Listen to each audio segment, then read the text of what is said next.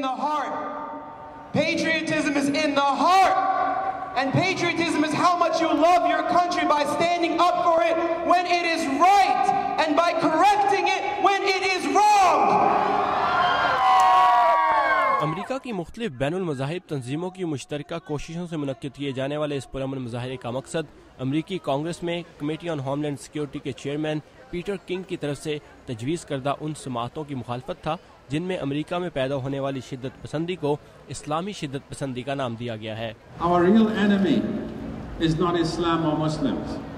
ہماری اصل دشمن شدت پسندی اور انتہا پسندی ہے اور وہ نظریات ہیں جن سے یہ پھیلتی ہے۔ تو آئیے کانگریس مین پیٹر کنگ کو یہ پیغام دیں کہ اسلام یا مسلمانوں کا ان شدت پسندانہ نظریات سے کوئی تعلق نہیں۔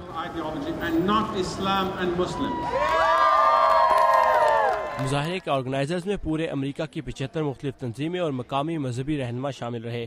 مارک سنائڈر ایک مقامی یہودی رہبائی ہیں۔ یہ حکومت کا کام ہے کہ وہ لوگوں کو دہشت گردی سے بچائے، لیکن میں کہتا ہوں کہ اس کے لیے امریکی مسلمانوں کے بارے میں یہ کہنا کہ وہ یہاں شدت پسندی کو فروغ دے رہے ہیں ٹھیک نہیں۔ امام شمسی علی نیو یارک کے اسلامک کلچرل سینٹر کے سربراہ ہیں۔ یہ صرف ان سماعتوں کی حد تک نہیں بلکہ یہ ہمارے ملک امریکہ کو سب مذاہب کے لوگوں کے لیے ایک بہترین ملک بنانے کے لیے ہے۔ مظاہرے کی خاص بات مقامی مذہبی رہنماؤں کے ساتھ ہالی ووڈ کی شخصیات کی شرکت بھی تھی، جنہوں نے اس موقع پر تمام امریکیوں کو امریکی مسلمانوں کا ساتھ دینے کی بات کی۔ امریکی مسلمان ہمارے معاشرے کا اہم حصہ ہیں اور ایک امریکی ہونے کے ناطے یہ ہمارا فرض ہے کہ کچھ لوگوں کے غلط کاموں کی وجہ سے تمام مسلمانوں کو قصوروار نہ ٹھہرائیں۔ اور یہ بہت ضروری ہے کہ آج ہم سب انسانی بنیادوں پر متحد ہو کر ایک دوسرے کے ساتھ کھڑے ہوں۔ مظاہرین میں شامل لوگوں نے اس بات پر زور دیا کہ انتہا پسندی کو شکست دینے کے لیے کسی ایک فرقے کو نشانہ بنانا یا شک کی نظر سے دیکھنا ٹھیک نہیں، بلکہ تمام لوگوں کو ساتھ لے کر چلنا ہوگا۔ لوگوں کو اسلام کو سمجھنا ہوگا۔ مذہب اسلام میں امن اور شریعت ہے، کوئی شدت پسندی نہیں ہے۔ دس از امریکہ اور ہم امریکنس ہیں، ہم پاکستانی ہیں، ہم ہندوستانی ہیں، ہم بنگلہ دیشی ہیں۔ کیونکہ یہ صرف مسلمانوں کی بات نہیں ہے، یہ ہمارے سول رائٹس لبرٹیز کی بات ہے۔